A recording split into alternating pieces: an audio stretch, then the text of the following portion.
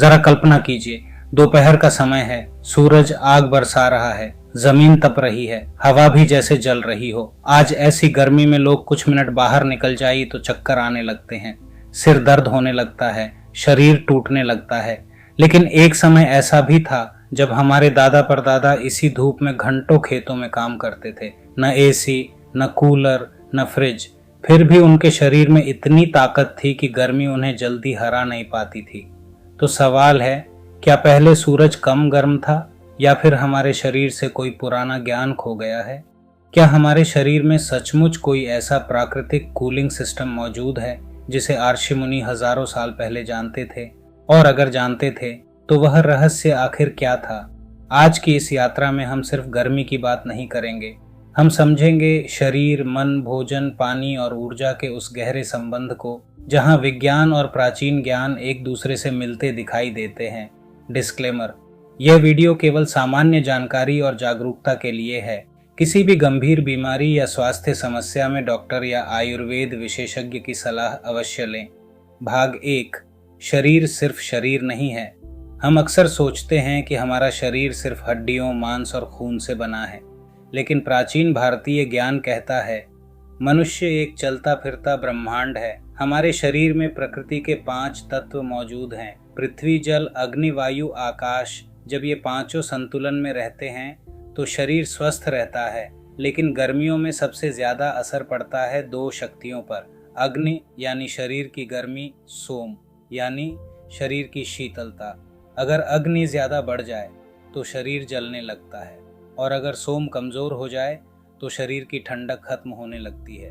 यही कारण है कि कुछ लोग गर्मी में बहुत जल्दी थक जाते हैं, जबकि कुछ लोग शांत और सामान्य बने रहते हैं। भाग 2: असली गर्मी बाहर नहीं, भीतर है। हम सोचते हैं कि गर्मी सिर्फ बाहर के मौसम से आती है, लेकिन सच ये है कि कई बार शरीर अंदर से ज्यादा गर्म होता है। ध्यान दीजिए, आज हमारी दिनचर्या कैसी हो गई है। बहुत ज्यादा मसालेदार खाना, तला भुना भोजन, कोल्ड ड्रिंक, पैकेट वाला खाना, देर रात तक जागना, ये सब धीरे धीरे शरीर के अंदर गर्मी बढ़ाते रहते हैं। आयुर्वेद में इसे पित्त बढ़ना कहा गया है। जब पित्त बढ़ता है तो शरीर संकेत देना शुरू करता है: बार बार प्यास लगना, चेहरे पर दाने निकलना, आंखों में जलन, बहुत ज्यादा पसीना, जल्दी गुस्सा आना, शरीर भारी लगना। ये छोटी समस्याएं नहीं हैं, ये शरीर की चेतावनी है कि भीतर का संतुलन बिगड़ रहा है। भाग 3: तनाव शरीर को भट्टी बना देता है। अब एक बहुत बड़ा कारण जिसे लोग समझते ही नहीं, तनाव। आज इंसान आराम से बैठा होता है, लेकिन उसका दिमाग लगातार भाग रहा होता है। मोबाइल स्क्रीन, चिंता, गुस्सा, अधूरी नींद, इन सब का असर सिर्फ मन पर नहीं पड़ता, ये शरीर का तापमान भी बढ़ाते हैं। विज्ञान कहता है कि तनाव के समय शरीर कॉर्टिसोल नाम का हार्मोन बनाता है। ये शरीर को अलर्ट मोड में डाल देता है। दिल तेजी से धड़कता है, ऊर्जा ज्यादा जलती है और शरीर अंदर से गर्म होने लगता है। यानी कई लोग धूप से नहीं, अपने ही तनाव से जल रहे हैं। पार्ट 4: ठंडा पानी सच में ठंडक देता है। अब एक ऐसी बात जो सुनकर शायद आपको हैरानी होगी, बहुत ठंडा पानी हमेशा शरीर को फायदा नहीं देता। जब आप बर्फ जैसा पानी पीते हैं तो शरीर को अचानक झटका लगता है, फिर शरीर उस पानी को अपने तापमान तक लाने में ऊर्जा खर्च करता है। यानी थोड़ी देर राहत मिलती है, लेकिन बाद में शरीर और ज्यादा गर्म महसूस कर सकता है। इसीलिए पुराने समय में लोग मिट्टी के घड़े का पानी पीते थे, धीरे धीरे पानी पीते थे, धूप से आकर तुरंत बर्फ वाला पानी नहीं पीते थे। यह सिर्फ परंपरा नहीं थी, शरीर को समझने का विज्ञान था। भाग 5: पसीना सिर्फ पानी नहीं है। जब गर्मी में पसीना निकलता है तो सिर्फ पानी बाहर नहीं जाता, उसके साथ शरीर से निकलते हैं नमक, मिनरल्स, इलेक्ट्रोलाइट्स। यही चीज़ें शरीर को चलाती हैं। अगर ये कम हो जाए तो व्यक्ति कमज़ोर महसूस करने लगता है। इसलिए कई बार लोग बहुत पानी पीते हैं, फिर भी थकान और चक्कर महसूस करते हैं, क्योंकि शरीर को सिर्फ पानी नहीं, संतुलन चाहिए। भाग 6: मिट्टी के घड़े का असली रहस्य। क्या आपने कभी महसूस किया है, मिट्टी के घड़े का पानी अलग सुकून देता है। उसकी ठंडक चुभती नहीं, आराम देती है। क्यों? क्योंकि मिट्टी धीरे धीरे पानी को ठंडा करती है और उसे प्राकृतिक रूप से संतुलित रखती है। घड़े का पानी शरीर को अचानक झटका नहीं देता, इसीलिए पुराने लोग कहते थे घड़े का पानी अमृत जैसा होता है। भाग 7: पुराने पेय जो शरीर को बचाते थे। हमारे पूर्वजों ने गर्मी से बचने के लिए ऐसे पेय बनाए थे जो आज भी विज्ञान की नज़र में बेहद उपयोगी हैं। सत्तू शरीर को ताकत देता है और पेट ठंडा रखता है। छाछ पाचन ठीक करती है और शरीर को हल्का रखती है। आम पन्ना लू से बचाने में मदद करता है। बेल का शरबत पेट और शरीर दोनों को राहत देता है। गन्ने का रस शरीर में पानी और ऊर्जा दोनों बनाए रखता है। ये सिर्फ स्वाद नहीं थे, ये गर्मी से बचने के प्राकृतिक उपाय थे। भाग 8, कपड़ों का विज्ञान।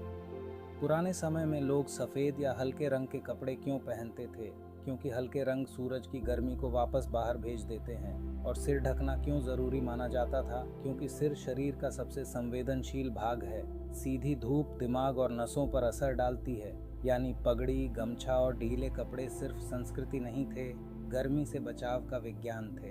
भाग 9, सबसे सरल और असरदार उपाय। अब बात उस आसान उपाय की जो गर्मी में शरीर को तुरंत राहत दे सकता है। एक गिलास सामान्य पानी लें, उसमें डालें थोड़ा नींबू, एक चुटकी सेंधा नमक, थोड़ा सा गुड़ और इसे धीरे धीरे पिए। यह शरीर को ऊर्जा देता है, पानी को शरीर में टिकाए रखता है, कमजोरी कम करता है, लू से बचाने में मदद करता है। यह कोई महंगी ड्रिंक नहीं बल्कि प्रकृति का साधारण लेकिन शक्तिशाली उपाय है।